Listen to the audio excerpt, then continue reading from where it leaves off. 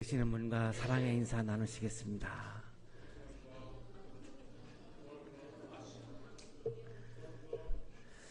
우리 은혜로운 찬양을 해주신 우리 성가대 친구들, 또 우리 관현악 연주해 주시는 친구들에게 감사의 박수 하겠습니다. 고맙습니다.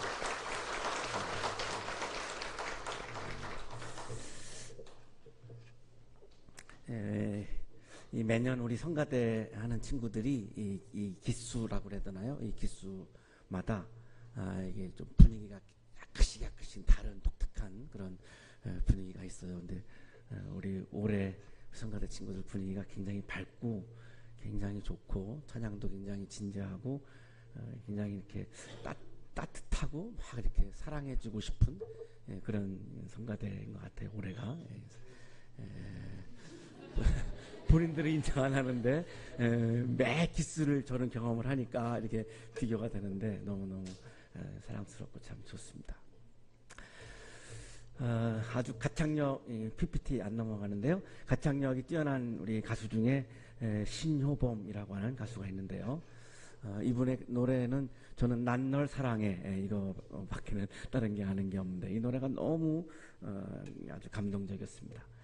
힘겨운 아침 햇살을 받으며 눈을 뜨니 오늘 아침 여러분 힘겹게 눈을 뜨시고 일어나기 힘든데 간신히 일어나서 더 잠을 자고 싶은데 할 수 없이 일어나가지고 아마 학교를 오셨을 거예요. 그 이유는 우리 삶이 고단하기 때문에 아침에 눈을 뜨기가 힘겨운 거죠. 어제 내가 아님을 나는 느꼈던 거야. 일어나서 보니까 내 존재가 변해 있는 거예요. 어제의 나가 아니죠. 우리 특히 우리 여기 신입생들은 더더욱 그걸 많이 느낄 텐데요. 고등학교 때의 삶과 지금 대학생의 삶은 완전히 너무나 많이 바뀐 게 많기 때문에 어제의 내가 아닌 거를 굉장히 절실하게 느끼고 있을 거고요. 우리 그리스도인들은 내가 예수를 믿기 전과 예수를 믿은 후에 이 존재라고 하는 것은 완전히 정말 차원이 달라졌고 다른 세계의 삶을 내가 살아가고 있기 때문에 어제의 내가 아닌 거죠. 오늘 질문은 어떻게 해서 내 존재가 변했는가 이겁니다. 이게 내 의지로 내 힘으로 이것이 변한 것인가, 어떤 힘에 의해서 내가 변한 것인가 라고 하는 것이 오늘 우리들의 질문입니다. 수많은 시간 헤매며 방황했던 지난 날들, 굉장히 많은 우리가 오랜 시간 동안 방황하고 헤매고 그러고 살아왔죠. 지금도 또 방황하는 면도 또 있는 거고요. 그런데 어느 날 내가 사랑스러운 너를 만난 거죠. 난 널 사랑해. 그리고 나는 너를 사랑한 거예요. 사랑을 하고 났더니 너의 모든 몸짓이 큰 의미인 걸 내가 사랑하는 그 사람의 한마디 한마디가 전에는 아무런 의미가 없는 무의미한 말들이었는데 지금은 그 한마디 한마디가 나한테 큰 의미로 다가오고요. 그 사람의 몸짓 하나하나가, 손짓 하나하나가, 눈빛 하나하나가 그냥 대수롭지 않게 여겼던 것인데 사랑하고 나니까 그 사람의 눈빛과 몸짓과 이런 것들이 나에게 큰 의미로 다가오니까 내가 막 살아있는 것을 느끼고 그리고 그 사람을 만날 때마다 내가 어떤 의미를 느낄 수 있을까 막 가슴 설레이고 막 이런 거죠. 난 널 사랑해. 나는 너를 사랑하게 되었습니다. 내 마음 깊은 곳에 영원히 내 마음에 내가 너를 사랑하는 마음을 가득가득 채웠다는 거죠. 무엇이 나의 존재를 변하게 했습니까? 내 마음속에 사랑을 채우는 순간 내 존재가 변해 있는 거죠. 내 존재가 변해 있어서 상황은 안 변했는데 환경은 안 변했는데 그 말들과 몸짓이 나에게 큰 의미로 다가오면서 내 존재가 막 바뀌고 있는 거죠. 내 존재를 변화시킨 것은 사랑이라고 지금 이 노래는 우리에게 노래하고 있는 거죠. 어두운 지난 날들의 슬픔은 기쁨 되고 내가 너를 사랑하고 나니까 내 마음에 사랑의 마음을 채우고 나니까 슬픔이 기쁨으로 변했습니다. 상황은 그대로인데 환경은 그대로인데 그런데 내 마음의 슬픔이 기쁨으로 변하는 거예요. 사랑은 우리들에게 한 조각 꿈이었음을 내 마음속에 사랑을 채우고 나니까 절망했던 상황들이 그 똑같은 상황에서도 나는 희망을 보기 시작했고 꿈을 꾸기 시작하는 거예요. 수많은 시간 헤매며 방황했던 지난 날들, 그동안 나는 오랜 시간 동안 방황하며 살아왔는데 난 널 사랑해. 사랑스러운 너를 만나고 너를 사랑하고 나서 너의 모든 몸짓이 큰 의미인 걸, 너의 모든 몸짓과 말들이 나에게 큰 의미로 다가오면서 난 널 사랑해. 내 사랑은 더 깊어져 가고 내 마음 깊은 그 영원히 내 마음에 그 사랑을 가득가득 채우고 나니까 내 존재가 계속 변화하고 있는 것을 내가 발견하고 있는 거죠. 창가에 기대어 홀로 서면 밤새 흐르는 눈물.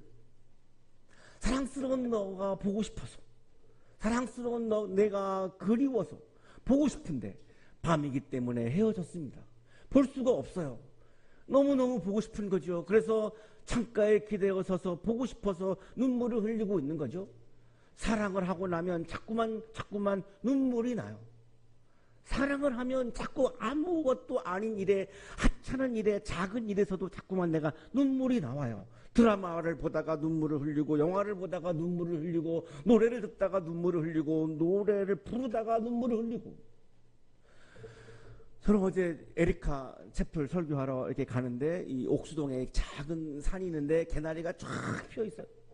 저 오늘 올해 들어서 처음 보는 개나리였는데 너무너무 그 개나리가 예쁜 거예요. 갑자기 눈물이 막 나는 거예요. 그 예쁜 개나리를 보는 순간 막 눈물이 나는 거예요. 너무너무 예뻐서. 내 마음에 사랑을 채우면, 내 마음에 사랑을 채우면 자꾸만 눈물이 나는 거죠.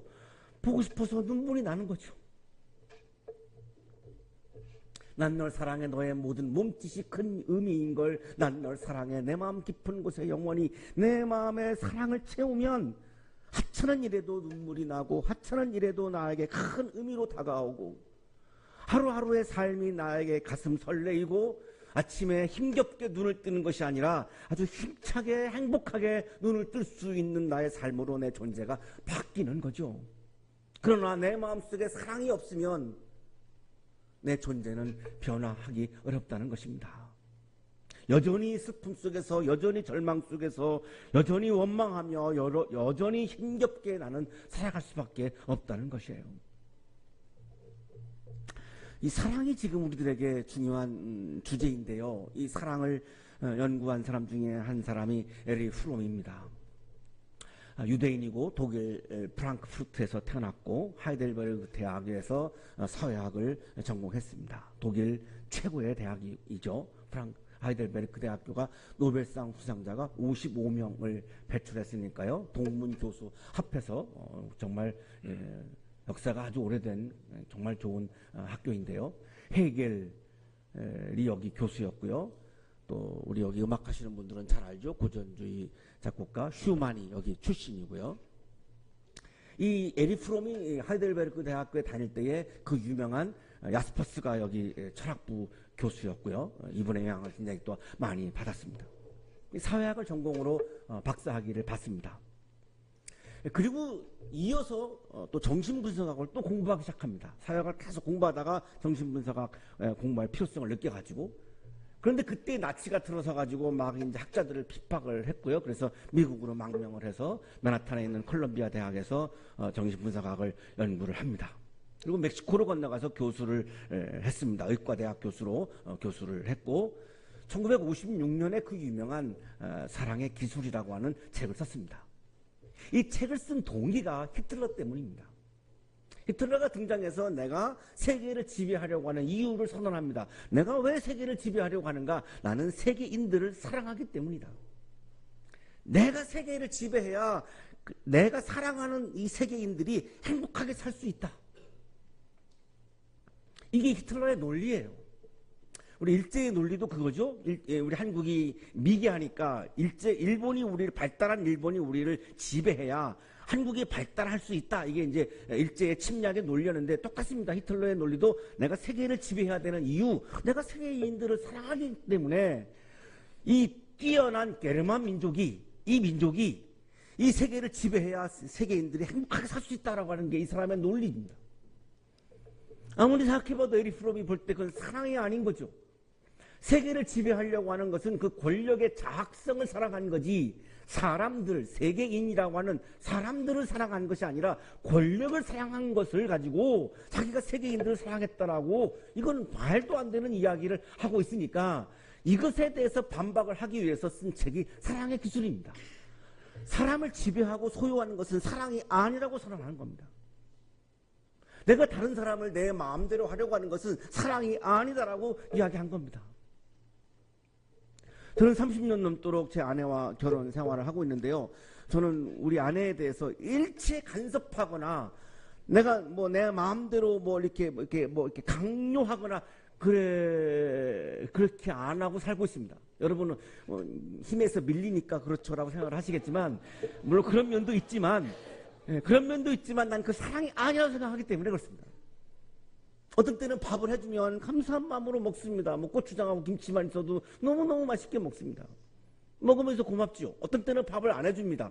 그럼 안 해주면은 밥을 왜 안 해줘? 이렇게 따지지 않습니다. 그냥 안 먹습니다. 그냥 존중하는 거죠. 제가 사랑스러워서 밥을 해주고 싶을 때도 있고, 때로는 제가 미워서 밥을 해주기 싫을 때도 있을 거 아니겠습니까? 그건 우리 아내의 감정이고요. 그 감정을 내가 존중해 주는 거죠. 이래도 좋고 저래도 좋고 저는 다 오케이. 그냥 뭐 간섭하고 강요하지 않습니다. 그랬더니 나는 그걸 사랑이라서 한 건데, 에리 프롬의 얘기를 듣고. 근데 아내가 어느 날 저한테, 당신은 나한테 왜 이렇게 무관심해? 이렇게 하고 나왔습니다. 아니, 나는 그 사랑이기 때문에 그랬는데 그걸 무관심이라고 얘기하니까, 아, 이거는 히틀러 때문에 이 와이프가 이렇게 얘기를 하는구나, 이런 생각을 하게 됐습니다. 그래서 나는 그게 아니고 내가 이거 사랑이기 때문에 그렇게 하는 거다. 너무 나한테 그런 뭐 강요도 일치 안 하고 간섭도 안 하니까 너무 나한테는 무관심으로 느껴진다, 이런 얘기를 하더라고요. 그럼 나보고 어떡하란 말이냐. 간섭하는 건 사랑이 아닌데. 에리 프롬은 사랑을 네 가지로 얘기하죠. 사랑은 보살피는 거다. 우리 요즘 우리 HIC, 우리 외국인 유학생들을 우리 교수님들과 학생들이 정말로 따뜻하게 보살피고 있습니다. 예배가 마치면, 채플이 마치면 우리 친교실에 가서 그렇게 정성을 다해서 이렇게 케어하십니다. 이게 사랑이죠. 거기서 뭐 우리가 뭐 마음대로 하려고 하거나 뭐 강요하거나 그런 거 없죠. 그냥 케어하는 거죠. 보살피는 거죠. 책임감을 갖는 것이다. 내가 다른 사람들에 대해서, 다른 사람들이 행복하게 사는 것에 대해서 우리가 서로가 책임져 주는 거죠. 존경하는 거다. 존경이 뭡니까? 리스펙트? 있는 그대로를 보는 거죠. 있는 그대로를 보는 거. 다시 말하면 그 사람을 내가 존중하는 거죠. 간섭하지 않는 거죠. 강요하지 않는 거죠. 30년 넘게 목회를 해왔는데요. 저는 일반 교회에서도 목회했고, 지금은 대학교에서도 목회하고 있고, 이렇게 다양한 뭐 군인교회 뭐 다양하게 이렇게 목회를 했습니다만, 저는 거의 우리 교인들한테 강요하지 않습니다. 왜 주일날 교회를 안 나오느냐, 왜 11조를 안 하느냐, 이런 거 강요하지 않습니다. 기다립니다. 제가 하는 것은 설교하는 거고, 설교의 은혜를 받으면 바뀔 것이고, 그런 기대와 희망을 갖고 믿음을 가지고 설교하는 거지, 그걸 막 그렇게 어른들에게, 20대가 넘은 어른들한테 막 강요하지 않습니다. 우리 청가대 친구들 중에 아마 휴대폰 하는 친구들이 있나 모르겠어요. 나 일부러 그런 거 안 보는데, 휴대폰 하지 마! 이런 거 강요하지 않습니다. 뭐 조는 분 가끔 있을지 모르겠는데, 졸지 마! 이렇게 강요하지 않습니다. 기다리는 거죠. 제가 더 잘해야 되는 거죠. 졸지 않도록. 제가 잘 못하니까 조는 거잖아요. 제가 잘 못하니까 휴대폰 보는 거잖아요. 그렇죠. 저는 그렇게 생각을 해요. 그러니까 내가 더 노력을 해야 된다고 생각하지, 그거를 막 강요하고. 존경하는 거죠. 지식, 상대방의 아픔을 있는 그대로 내가 아는 거죠. 아, 이것 때문에 이 사람이 아파하는구나, 이거를 아는 것, 이게 사랑이죠.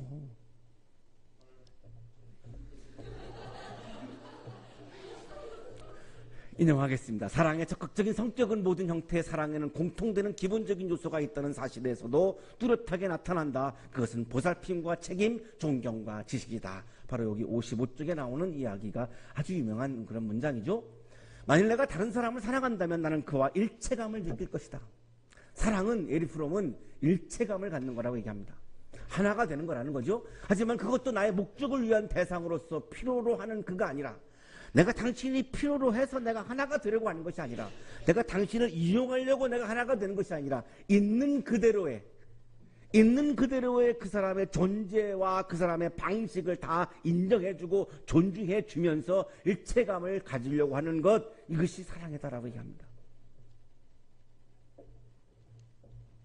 하나님은 30 즈음을 살았던 30세의 청년 예수를 사랑하셨습니다. 그래서 청년 예수와 일체감을 갖고 싶었고 청년 예수와 하나가 되고 싶으셨습니다.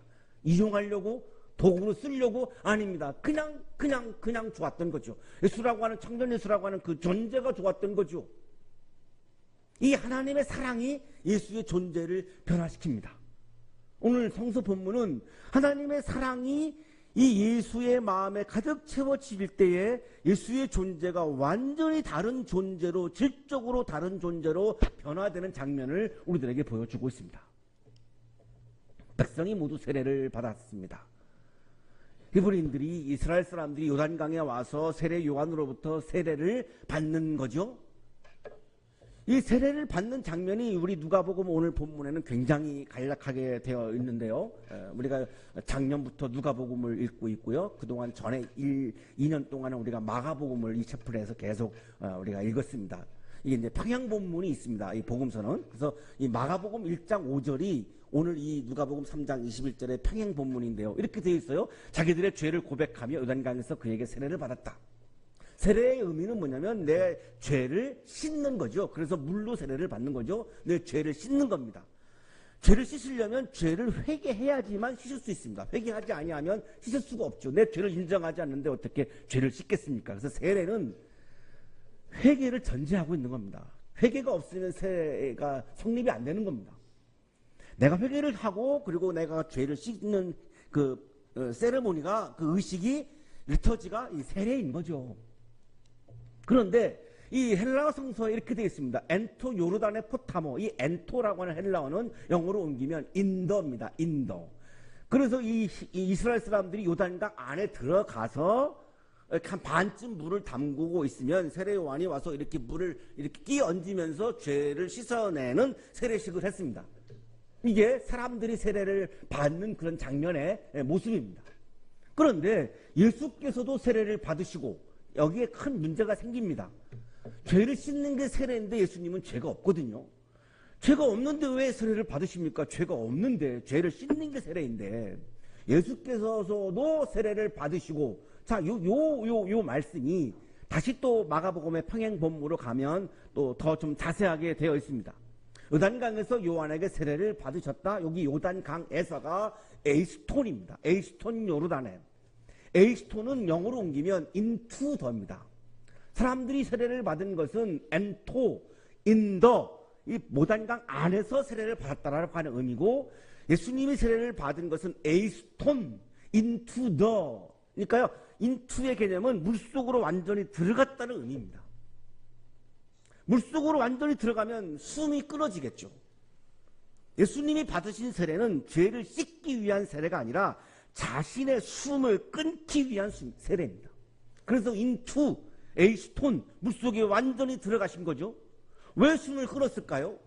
예수님이 그동안 쉬던 숨은 30년 동안은 공적 인생이 아니라 사적인 인생입니다. 그래서 마가복음은 1살부터 30세까지는 아예 기록이 나오지 않습니다. 사적으로 살았던 그 시간 동안에는 예수님은 자기를 위한, 자신을 위한 숨을 쉰 거죠. 이거를 이기적인 숨이라도 말할 수도 있을 것 같은데요. 나 자신을 위한 숨을 쉰 겁니다. 이기적인 숨, 내 욕망을 이루기 위한 숨, 나를 위한 숨을 쉰 거죠. 나를 위한 숨을 쉬면은 하나님의 일을 할 수가 없지요. 나를 위한 일을 할 수는 있지만 하나님을 위한 일을 할 수가 없고 세계인들을 구원하는 일을 할 수가 없죠. 미니스트리를 할 수가 없지요. 그러면 공생애를 시작할 수가 없습니다.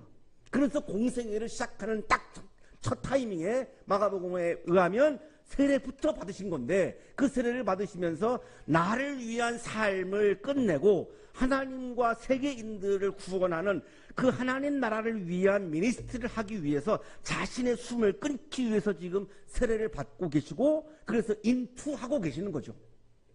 그랬더니 하늘이 열리는 거예요. 하늘이 왜 열렸을까요? 하나님이 예수를 사랑하셨고 하나가 되고 싶은 거예요.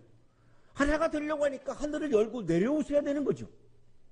성령이 비둘기 같은 형체로 예수 위에 내려오셨다. 그 하나님이 존재가 성령으로, 영으로, 하나님의 영이 예수 위에 내려오신 거죠. 더 정확하게 말씀드리면 하나님의 영이 예수의 혼 위에 내려오신 겁니다.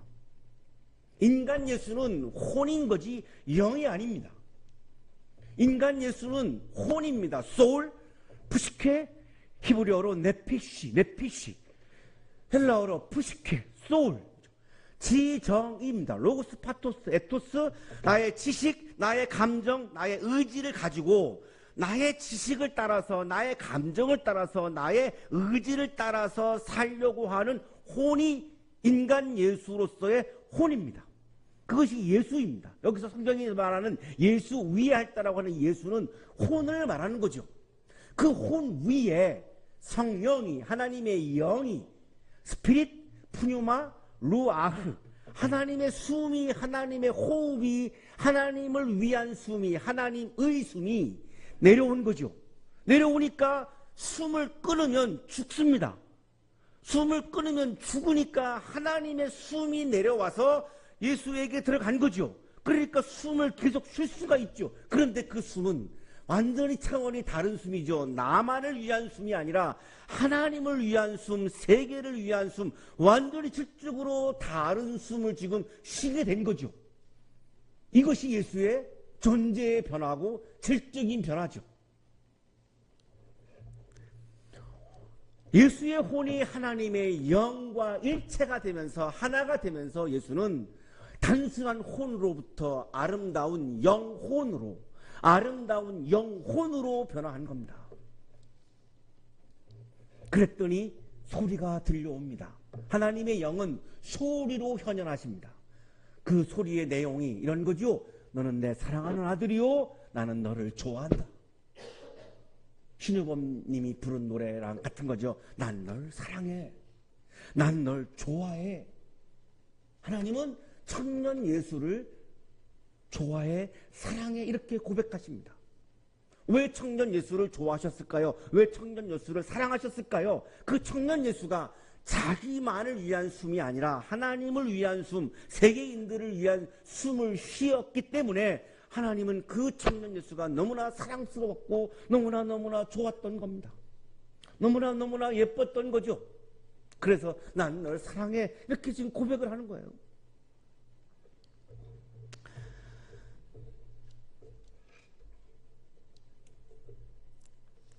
하나님은 우리를 너무나 사랑하셔서 사랑의 노래 세레나데를 부르셨습니다. 스바냐 3장 17절인데요.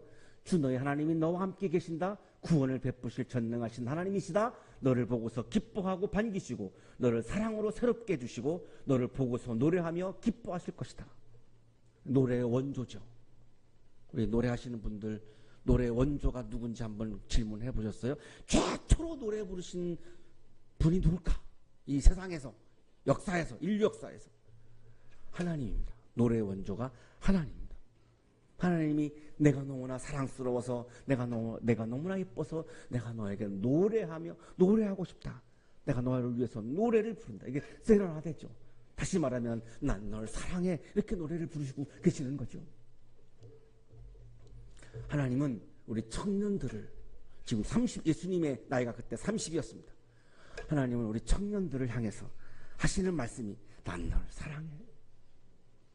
그거로 다 마음이 안 채워져서 노래까지 부르는 것이요, 사랑의 세레나데까지 여러분을 향해서 부르시는 분입니다. 그 하나님의 사랑이 여러분의 마음이 채워질 때에 여러분의 존재가 변합니다. 개나리가 앙상한 가지만 있다가 드디어 노란 예쁜 꽃을 피우며 완전히 존재가 변화된 모습을 우리에게 보여주고 있습니다. 우리를 감탄하게 하고 있죠. 우리를 눈물 흘리게 하고 있죠.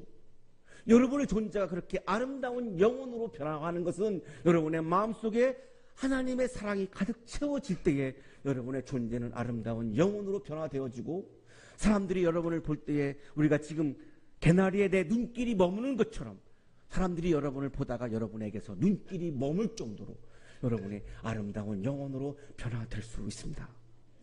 개나리가 피는 봄을 맞이해서 여러분의 존재가 아름다운 영혼으로 변화되어지는 그런 봄의 계절이 되시기를 축복합니다. 거룩하신 주님, 봄의 계절을 주셔서 감사합니다. 우리도 개나리처럼 아름다운 존재로 아름다운 영혼으로 변화되어 질 수 있도록 우리에게 허락해 주시는, 부어 주시는 하나님의 영을, 하나님의 사랑을 우리 마음에 가득가득 채우는 한양인으로 살게 해 주옵소서. 예수 그리스도의 이름으로 간절히 기도하옵나이다.